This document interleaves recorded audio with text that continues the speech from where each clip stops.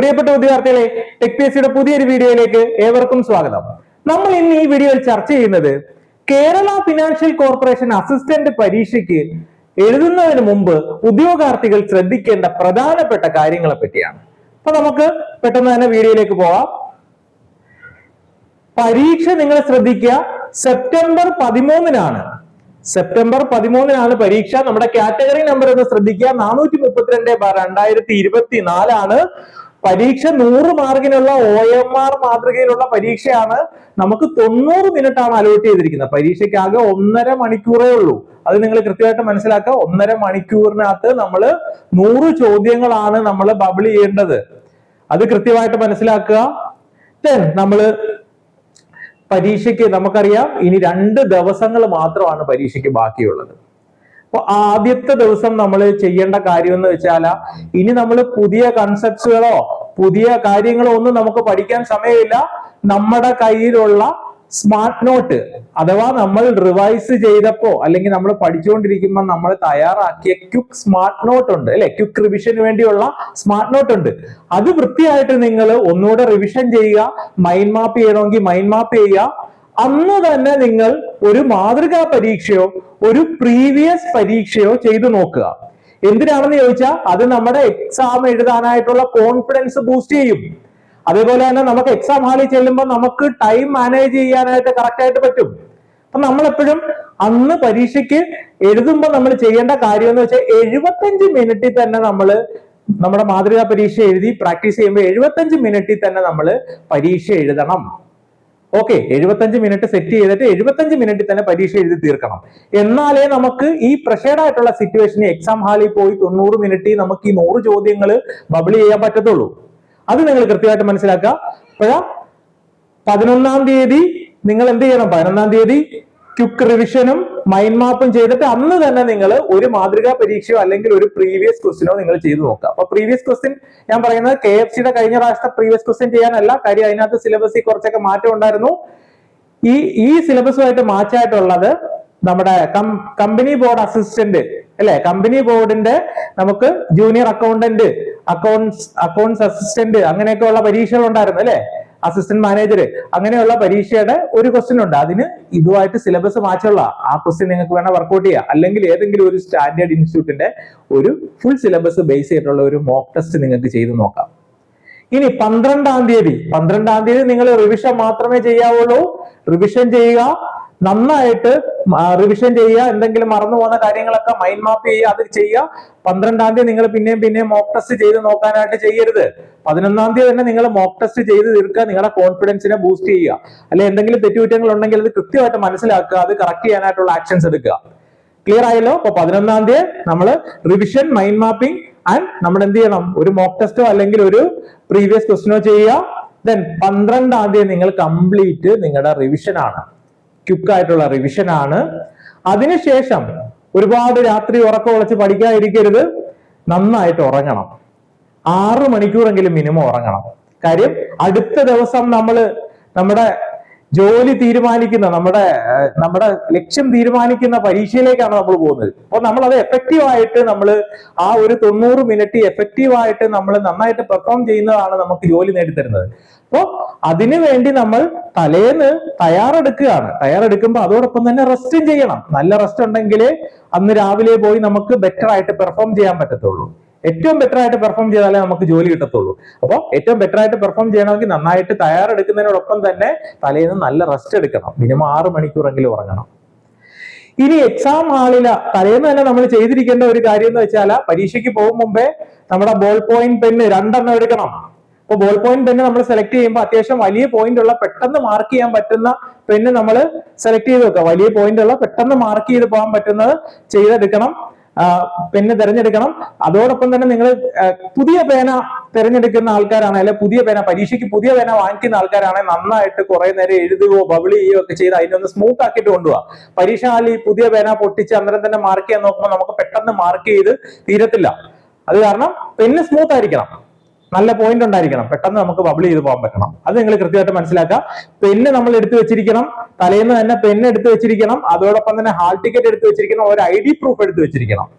അത് കൃത്യമായിട്ട് നമ്മൾ എടുത്തു വെച്ചിരിക്കണം. ഇനി പരീക്ഷയ്ക്ക് പോകുമ്പോ ചെയ്തിരിക്കേണ്ട കാര്യം എന്ന് വെച്ചാൽ എക്സാം സെന്ററിൽ 45 മിനിറ്റ് മുമ്പെങ്കിലും നമ്മൾ എത്തിയിരിക്കണം. അത് നമ്മുടെ എക്സാം സെന്റർ തന്നെയാണോ എന്നുള്ളത് നമ്മൾ ഉറപ്പുവരുത്തണം. നമ്മൾ അവിടെ ചെന്ന് നമ്മുടെ ഹാൾ ടിക്കറ്റിലുള്ള നമ്മുടെ രജിസ്റ്റർ നമ്പർ അവിടെ ഉണ്ടോ എന്നുള്ളത് നമ്മൾ ഉറപ്പുവരുത്തിയിരിക്കണം. അവിടെ എക്സാം സെന്ററിൽ അന്നേരം 45 മിനിറ്റ് മുമ്പേ അത് ഇട്ടിട്ടില്ല എങ്കിൽ നമ്മുടെ PSC ഒഫീഷ്യലിനോട് ചോദിച്ച് ഇത് തന്നെയാണോ നമ്മുടെ എക്സാം സെന്റർ, നമ്മുടെ ഹാൾ ടിക്കറ്റ് കാണിച്ച് അവരോട് അത് തന്നെയാണോ എന്നുള്ള ഉറപ്പ് വരുത്തുക. അല്ലെങ്കിൽ എത്രയും പെട്ടെന്ന് നമ്മുടെ എക്സാം സെന്ററിലേക്ക് നമ്മൾ തിരിച്ച് എത്തുക. ഞാൻ പറഞ്ഞ ക്ലിയർ ആയോ? ഇങ്ങനെ ഒരുപാട് ആൾക്കാർ അവസരം നഷ്ടപ്പെട്ടിട്ടുള്ള ആൾക്കാരുണ്ട്. അതുകൊണ്ടാണ് ഞാനിവിടെ പറയുന്നത്. നമ്മളിപ്പോ ഒരു ഹയർ സെക്കൻഡറി സ്കൂളാണെന്ന് പറഞ്ഞ് ഹൈസ്കൂളിൽ ചെല്ലും, അവിടെ ഇവരുടെ ഹാൾ ടിക്കറ്റിലുള്ള രജിസ്റ്റർ നമ്പർ ഒന്നും കാണത്തില്ല. അടുത്ത സെന്ററിലേക്ക് ചെല്ലുമ്പോഴത്തേക്ക് അവിടെ ഗേറ്റ് അടച്ചിട്ടുണ്ടാവും. അതുകൊണ്ട് നിങ്ങൾ കൃത്യമായിട്ട് ചെല്ലുമ്പോൾ തന്നെ നിങ്ങൾ ഉറപ്പുവരുത്തുക ഇത് നിങ്ങളുടെ സെന്റർ തന്നെയാണോ എന്നുള്ളത്. ക്ലിയർ ആണേ? അപ്പൊ മിനിമം 45 മിനിറ്റ് മുമ്പെങ്കിലും ചെല്ലുക. ചെല്ലുമ്പോൾ ഇതൊന്നും മറന്നു പോകരുത്. Hall ticket, ball point, pen വേണം, മിനിമം 2 എണ്ണം വേണം. അത് നല്ല ഒഴുക്കുള്ള പേനായിരിക്കണം. ദെൻ നമ്മുടെ ഒരു ID പ്രൂഫ്. ഇത്രയും കാര്യങ്ങൾ നമ്മൾ കൊണ്ടുവരണം. പിന്നെ പരീക്ഷാ ഹാളിൽ കയറുന്നതിന് മുമ്പ് നന്നായിട്ട് വെള്ളം കുടിച്ചിരിക്കണം. ഇനി നിങ്ങൾക്ക് വെള്ളം ഇടയ്ക്കിടയ്ക്ക് കുടിക്കണമെന്ന് ആവശ്യമുള്ളവരാണെങ്കിൽ നിങ്ങൾ ഒരു ട്രാൻസ്പെറന്റ് ആയിട്ടുള്ള ബോട്ടിലിൽ നിങ്ങൾക്ക് വെള്ളം കൊണ്ടുപോകാം. എക്സാം ഹാളിൽ ട്രാൻസ്പെറന്റ് ആയിട്ടുള്ള ബോട്ടിലിൽ വെള്ളം പെർമിറ്റ് ചെയ്യുന്നതാണ്. നമ്മുടെ പരീക്ഷയുടെ ഇൻസ്ട്രക്ഷനകത്തൊക്കെ വേറൊന്നും ക്യാരി ചെയ്യരുതെന്നാണ്. പക്ഷെ വെള്ളം ട്രാൻസ്പെറന്റ് ആയിട്ടുള്ള ബോട്ടിലെ വെള്ളം ക്യാരി ചെയ്ത് നമുക്ക് എക്സാം ഹാളിൽ വെക്കാവുന്നതാണ്. നമുക്ക് ആവശ്യത്തിന് എടുത്ത് കുടിക്കാം. അപ്പൊ അത് നിങ്ങൾ കൃത്യമായിട്ട് മനസ്സിലാക്കുക. എക്സാം ഹാളിൽ കൃത്യസമയത്തിന് 45 മിനിറ്റ് മുമ്പേ ചെല്ലുക. നമ്മുടെ hall ticket, ball point, pen, അതേപോലെ തന്നെ നമ്മുടെ ID പ്രൂഫ് എല്ലാം നമ്മുടെ കയ്യിൽ ഉണ്ടായിരിക്കണം. പരീക്ഷയ്ക്ക് കയറുന്നതിന് മുമ്പ് നന്നായിട്ട് വെള്ളം കുടിക്കുക. വെള്ളം പിന്നെ കുടിക്കണമെന്ന് ആവശ്യമുള്ളവരാണെങ്കിൽ ട്രാൻസ്പെറന്റ് ആയിട്ടുള്ള ബോട്ടിലിൽ നമുക്ക് വെള്ളം കൊണ്ടുപോകാം. ഓക്കെ. ദെൻ അടുത്തത് നമ്മൾ എക്സാം ഹാളിൽ കയറുമ്പോൾ ഉള്ള കാര്യമാണ്. എക്സാം ഹാളിൽ കയറുമ്പോൾ ഉള്ള കാര്യം എന്ന് വെച്ചാൽ നമ്മൾ ഏറ്റവും ആദ്യം ഉറപ്പുവരുത്തേണ്ടത് നമ്മുടെ ഡെസ്കേല, അതായത് നമ്മുടെ എക്സാം ഹാളിനകത്ത് കയറുമ്പോൾ നമ്മുടെ രജിസ്റ്റർ നമ്പർ കറക്റ്റ് ആയിട്ട് മാർക്ക് ചെയ്ത ലൊക്കേഷനിൽ കറക്റ്റ് ആയിട്ട് ഡെസ്കേൽ മാർക്ക് ചെയ്തിട്ടുണ്ടാവും. നമ്മുടെ രജിസ്റ്റർ നമ്പർ കറക്റ്റ് ആയിട്ട് ആ മാർക്ക് ചെയ്തെടുത്ത് തന്നെ പോയിരിക്കുക. അല്ലാതെ പോയിരുന്നാൽ എന്ത് പറ്റും? നമുക്ക് തരുന്ന ആൽഫ കോഡൊക്കെ മാറിപ്പോവും. അത് വലിയ കുഴപ്പമായിട്ട് വരും. അത് കാരണം നമ്മൾ കറക്റ്റ് ആയിട്ട് നോക്കിയിട്ടിരിക്കുക. രജിസ്റ്റർ നമ്പറുള്ള അതേ നമ്പർ ഏത് സീറ്റിലാണോ വെച്ചിരിക്കുന്നത് അത് നോക്കുക. എന്നിട്ട് അവിടുത്തെ ആൽഫ കോഡ് നോട്ട് ചെയ്യുക. ആ ആൽഫ കോഡ് തന്നെ ആയിരിക്കണം നമുക്ക് തന്നിരിക്കുന്ന OMR ഷീറ്റിൻ്റെതും അതേപോലെ തന്നെ തന്നിരിക്കുന്ന ക്വസ്റ്റ്യൻ പേപ്പറിന്റെ. അത് നിങ്ങൾ കൃത്യമായിട്ട് ഉറപ്പുവരുത്തണം. നമുക്ക് നമ്മുടെ ഡെസ്കെ മാർക്ക് ചെയ്തേക്കുന്ന ആൽഫ കോഡും നമ്മുടെ OMRന്റെ ആൽഫ കോഡും അതേപോലെ തന്നെ നമ്മുടെ ക്വസ്റ്റ്യന്റെ ആൽഫ കോഡും ഒന്ന് തന്നെ ആയിരിക്കണം. അല്ലെങ്കിൽ നിങ്ങൾ അത് മാറ്റി വാങ്ങണം. അത് ഇൻവിജിലേറ്ററിനെ അറിയിക്കണം. നമുക്ക് അതേപോലെ തന്നെ OMR ഷീറ്റ് കിട്ടിയ ഉടനെ നമ്മൾ ചെയ്യേണ്ട കാര്യം നമ്മുടെ രജിസ്റ്റർ നമ്പർ കൃത്യമായിട്ട് നോക്കിയിട്ട് OMR ഷീറ്റ് ആദ്യം മാർക്ക് ചെയ്യുക. തെറ്റുകൂടാതെ മാർക്ക് ചെയ്യണം. മാർക്ക് ചെയ്യണമെങ്കിൽ നമ്മൾ നന്നായിട്ട് നമ്മുടെ ഹാൾ ടിക്കറ്റ് രജിസ്റ്റർ നമ്പർ നോക്കുക. ഓവർ കോൺഫിഡൻസ് കാണിക്കരുത്. കൃത്യമായിട്ട് നോക്കുക. തെറ്റാൻ ചാൻസ് ഉള്ളതാണ്. തെറ്റിക്കഴിഞ്ഞാൽ നമ്മൾ OMR ഷീറ്റ് മാറ്റി കിട്ടത്തില്ല. അതുകൊണ്ട് കൃത്യമായിട്ട് നോക്കുക. കൃത്യമായിട്ട് നോക്കി ഉറപ്പുവരുത്തിയതിനു ശേഷം നമ്മൾ രജിസ്റ്റർ നമ്പർ എഴുതുക. അതിനുശേഷം രജിസ്റ്റർ നമ്പർ നമ്മൾ കറക്റ്റ് ആയിട്ട് ബബിൾ ചെയ്യുക. ബബിൾ ചെയ്യുന്ന തെറ്റെന്ന് തോന്നുന്ന ആൾക്കാർക്ക് എന്ത് ചെയ്യുക? ആദ്യം നമ്മുടെ രജിസ്റ്റർ നമ്പർ നോക്കിയിട്ട് കറക്റ്റ് ആ ബബിൾസേല നമ്മളൊന്ന് ഓരോ പോയിന്റ് ആയിട്ട് ഇട്ട് വെക്കുക, ഒരു ഡോട്ടായിട്ട് ഇട്ട് വെക്കുക. അതിനുശേഷം കറപ്പിക്കുക. തെറ്റുകൂടാതെ കറപ്പിക്കുക. ഔട്ട്സൈഡ് മാർക്കിംഗ് ഒന്നും പോകാതെ കൃത്യമായിട്ട് കറപ്പിക്കുക. അതിന് സമയമുണ്ട്. നമ്മൾ പരീക്ഷയ്ക്ക് അരമണിക്കൂർ മുമ്പേ നമ്മളെ കയറ്റും. ഓക്കെ. അപ്പൊ അരമണിക്കൂർ മുമ്പേ തന്നെ നമുക്ക് എന്ത് ചെയ്യാം? അരമണിക്കൂറിന്റെ ആവശ്യമൊന്നും ഇല്ല ഇത്രയൊന്നും ചെയ്യുന്നതന്നെ. 15 മിനിറ്റിന്റെ ആവശ്യമുള്ളൂ. അപ്പൊ നമ്മൾ സമയം എടുത്ത് തന്നെ കൃത്യമായിട്ട് ചെയ്യുക. ഓക്കെ. അപ്പൊ രജിസ്റ്റർ നമ്പർ തെറ്റാതെ ബബിൾ ചെയ്യുക. രജിസ്റ്റർ നമ്പർ ബബിൾ ചെയ്ത് തെറ്റിപ്പോയി കഴിഞ്ഞാൽ നമ്മൾ ഇത്രയും പഠിച്ചതും അവിടെ പോയി ഇതെല്ലാം മാർക്ക് ചെയ്തൊക്കെ വെറുതെ ആയി പോകും. അതുകൊണ്ട് അത് തെറ്റുകൂടാതെ മാർക്ക് ചെയ്യുക. പിന്നെ നമ്മൾ OMR ഷീറ്റിലുള്ള പറഞ്ഞിരിക്കുന്ന അവര് ചോദിച്ചിരിക്കുന്ന ഡീറ്റെയിൽസ് എല്ലാം ഫില്ല് ചെയ്യുക. Date of birth, category number, പോസ്റ്റിന്റെ പേര്, അങ്ങനെ തുടങ്ങി ആ എക്സാം നടക്കുന്ന ദിവസത്തെ ഡേറ്റ്, അങ്ങനെയുള്ള കാര്യങ്ങളൊക്കെ നമ്മൾ OMR ഷീറ്റെ മാർക്ക് ചെയ്യാൻ കാണും, എഴുതാൻ കാണും. അതെല്ലാം എഴുതുക. ഓക്കെ. അത് തെറ്റുകൂടാതെ എഴുതുക. ദെൻ നമ്മുടെ ക്വസ്റ്റ്യൻ പേപ്പർ കിട്ടിക്കഴിയുമ്പോൾ ക്വസ്റ്റ്യൻ പേപ്പറിലെ കോഡ് നോക്കുക. നമ്മൾ OMR ഷീറ്റിൽ നമ്മുടെ ഡെസ്കിൽ എഴുതിയിരിക്കുന്ന കോഡ് തന്നെ ആണോ എന്ന് നോക്കുക. അല്ലെങ്കിൽ അത് മാറ്റി വാങ്ങിക്കുക. പിന്നെ ക്വസ്റ്റ്യൻ പേപ്പർ കിട്ടിയ നമുക്ക് എല്ലാ ക്വസ്റ്റ്യനും കറക്റ്റ് ആയിട്ട് പ്രിന്റ് ചെയ്തിട്ടുണ്ടോ എന്ന് നോക്കുക. എവിടെയെങ്കിലും പേജിൽ പ്രിന്റിംഗ് ഇല്ല എങ്കിൽ പെട്ടെന്ന് തന്നെ നമ്മുടെ ക്വസ്റ്റ്യൻ പേപ്പർ മാറ്റി വാങ്ങിക്കേണ്ടതാണ്. പിന്നെ ക്വസ്റ്റ്യൻ അതായത് ചെയ്തു തുടങ്ങാൻ പറയുമ്പോൾ മാത്രം ചെയ്യുക, അതായത് ബെല്ലടിക്കുമ്പോൾ മാത്രം ക്വസ്റ്റ്യൻ ചെയ്യാൻ സ്റ്റാർട്ട് ചെയ്യുക, അതിനിടയ്ക്ക് പൊട്ടിച്ചൊന്നും ചെയ്യരുത്. അതുപോലെ തന്നെ ഇൻവിജിലേറ്ററിനോട് മാന്യമായിട്ട് പെരുമാറുക, ഇൻവിജിലേറ്ററിനോട് നമ്മൾ മിസ്ബിഹേവ് ചെയ്യാൻ പാടില്ല. അതൊക്കെ വേണമെങ്കിൽ നമ്മളെ എന്ത് ചെയ്യാം, പരീക്ഷയിൽ അയോഗ്യനാക്കാനായിട്ടുള്ള പല കാര്യത്തിലേക്കും വരും. അതുകൊണ്ട് ഇൻവിജിലേറ്ററിനോട് നന്നായിട്ട് പെരുമാറുക. അവര് മാൽ പ്രാക്ടീസ് ഒന്നും കാണിക്കാൻ നിൽക്കരുത്. PSC നമ്മളെ ബാൻ ചെയ്ത് കളയും. നമ്മൾക്ക് ചിലപ്പം 5 വർഷമൊക്കെ ബാൻ ചെയ്യും, ചിലപ്പോൾ ലൈഫ് ലോങ് തന്നെ ബാൻ ചെയ്യും. അങ്ങനെ മാൽ പ്രാക്ടീസ് ഒന്നും കാണിക്കരുത്. അതേപോലെ തന്നെ ഇൻവിജിലേറ്ററിനോട് മാന്യമായിട്ട് പെരുമാറുക.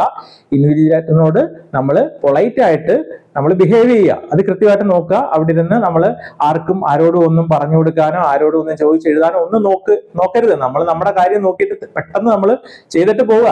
90 മിനിറ്റേ ഉള്ളൂ, നമുക്ക് 100 ക്വസ്റ്റ്യൻ ചെയ്യണം.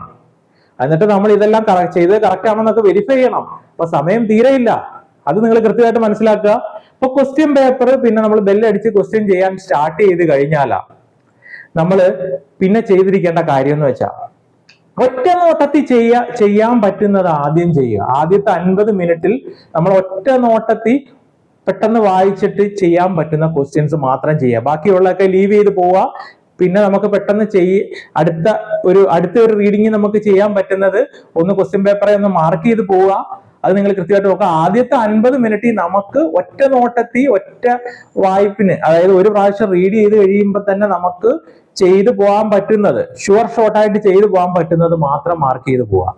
അങ്ങനെ മാർക്ക് ചെയ്ത് പോകുമ്പോൾ ഒരു 60 മാർക്കിന് മേളിൽ, ഈ 50 മിനിറ്റിൽ തന്നെ ഒരു 60 മാർക്കിന് മേളിൽ നമുക്ക് കിട്ടുന്നുണ്ട് എങ്കിൽ പരീക്ഷ സിമ്പിൾ ആണ്. അങ്ങനെയാണെങ്കിൽ നമ്മൾ മാർക്കൊന്നും കൊണ്ട് കളയരുത്. കാര്യം സിമ്പിൾ ആവുമ്പോഴാണ് ഈ മിടുക്കന്മാർക്കൊക്കെ പണി കിട്ടുന്നത്. നന്നായിട്ട് പഠിച്ചിട്ട് പോകുന്നവർക്ക് സിമ്പിൾ ആവുമ്പോഴാണ് പണി കിട്ടുന്നത്. അതുകൊണ്ട് നിങ്ങൾ പിന്നെ ശ്രദ്ധിച്ച് ബാക്കിയുള്ള ക്വസ്റ്റ്യൻസ് ആവർത്തിച്ച് വായിച്ച് ചെയ്യണം. ആദ്യം ഒറ്റ നോട്ടത്തിൽ ചെയ്യാൻ പറ്റുന്ന ക്വസ്റ്റ്യൻ ചെയ്യുക. ആദ്യത്തെ 50 മിനിറ്റ്, ആ 50 മിനിറ്റിന് ശേഷം നമ്മൾ ഓരോ ക്വസ്റ്റ്യനും നമുക്ക് ഇനി അടുത്തത് അറിയാവുന്ന പ്രിയോറിറ്റി അനുസരിച്ച് ആദ്യം ഒറ്റ നോട്ടത്തിൽ, അത് കഴിഞ്ഞ് പിന്നെ നമുക്കൊന്ന് വായിച്ച് നോക്കിയാൽ, നന്നായിട്ടൊക്കെ ഒന്ന് ഇരുത്തി വായിച്ച് നോക്കിയാൽ കിട്ടുന്ന ക്വസ്റ്റ്യൻസ് ചെയ്യുക. സ്റ്റേറ്റ്മെന്റ് ടൈപ്പ് ഒക്കെ ഉണ്ടാവും, സ്റ്റേറ്റ്മെന്റ് ടൈപ്പ് ക്വസ്റ്റ്യൻസ് ഉണ്ടാവും, ന്യൂമറിക്കൽ ഒക്കെ ഉണ്ടാവും. ന്യൂമറിക്കൽ ഒന്നും ആദ്യം ചെയ്യാൻ നിൽക്കരുത്. സിമ്പിൾ ന്യൂമറിക്കൽ ആണെങ്കിൽ പോലും ആദ്യം ചെയ്യാൻ നിൽക്കരുത്. അത് കൃത്യമായിട്ട് മനസ്സിലാക്കുക. അപ്പോൾ ഈ ന്യൂമറിക്കല്, സിമ്പിൾ ന്യൂമറിക്കല്, അതേപോലെ സ്റ്റേറ്റ്മെന്റ് ക്വസ്റ്റ്യൻ ഒക്കെ പിന്നീട് ചെയ്യണം. അടുത്ത 40 മിനിറ്റ്, ഈ 50 മിനിറ്റ് കഴിഞ്ഞിട്ടുള്ള 40 മിനിറ്റ് നമ്മൾ ചെയ്യണം. അപ്പൊ ഈ 40 മിനിറ്റ് നമുക്ക് പെട്ടെന്ന് ആദ്യം ചെയ്യാൻ പറ്റുന്നത് ഈ 40 മിനിറ്റിൽ ആദ്യം ചെയ്യുക. ആദ്യം ചെയ്തിട്ട് പിന്നെ സ്റ്റേറ്റ്മെന്റ് ടൈപ്പ് നോക്കുക. അതിനകത്ത് നമുക്ക് ഉപയോഗിക്കാവുന്ന ടെക്നിക്കാണ് എലിമിനേഷൻ ടെക്നിക്ക് യൂസ് ചെയ്യാം. പിന്നെ നമ്മൾ ശ്രദ്ധിക്കേണ്ട ഒരു കാര്യം, ഒരു പ്രോബ്ലം ചെയ്ത് കഴിഞ്ഞാൽ 2-3 തവണ ആൻസർ കിട്ടുന്നില്ലെങ്കിൽ ആ പ്രോബ്ലം ലീവ് ചെയ്തേക്കുക, അല്ലെങ്കിൽ അത് നമ്മുടെ സമയത്തെ കൊല്ലും. അത് നിങ്ങൾ കൃത്യമായിട്ട് നോക്കുക. അടുത്ത ക്വസ്റ്റ്യൻ ചെയ്യാനുള്ള സമയം പോകും. അപ്പൊ അതുകൊണ്ട് നിങ്ങൾ ന്യൂമറിക്കൽ ഒക്കെ ചെയ്യുമ്പോൾ ഏറ്റവും ആദ്യം ചെയ്യാൻ നിൽക്കരുത്. രണ്ടാമത്തെ സ്റ്റേജിലായിരിക്കണം ചെയ്യുന്നത്. സിമ്പിൾ ന്യൂമറിക്കൽ ആണ് പെട്ടെന്ന് ചെയ്തു പോവുക രണ്ടാമത്തെ സ്റ്റേജിൽ. ദെൻ സ്റ്റേറ്റ്മെന്റ് ടൈപ്പ് വായിച്ചു നോക്കുമ്പോൾ നമ്മൾ എലിമിനേറ്റ് ചെയ്യാൻ പറ്റുന്നതാണെങ്കിൽ എലിമിനേറ്റ് ചെയ്യുക. പിന്നെ 1, 2 അല്ലെങ്കിൽ ഒരു 3 തവണയൊക്കെ വായിച്ചിട്ട് നമ്മൾ ആൻസർ കിട്ടുന്നില്ലെങ്കിൽ ലീവ് ചെയ്തേക്കുക. പിന്നെ നമ്മുടെ സമയം കളയരുത്.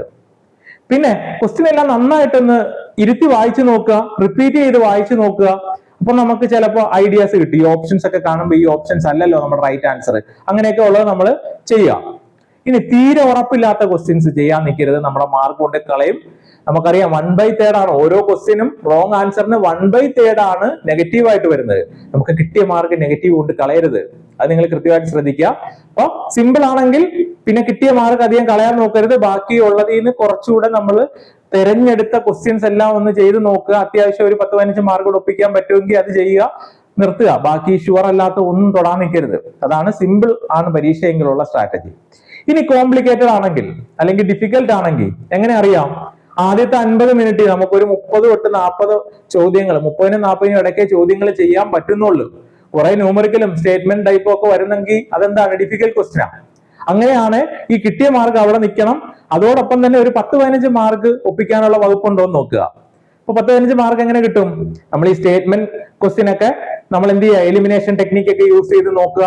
അതേപോലെ തന്നെ ന്യൂമറിക്കൽ പ്രോബ്ലംസ് ചെയ്ത് നോക്കുക.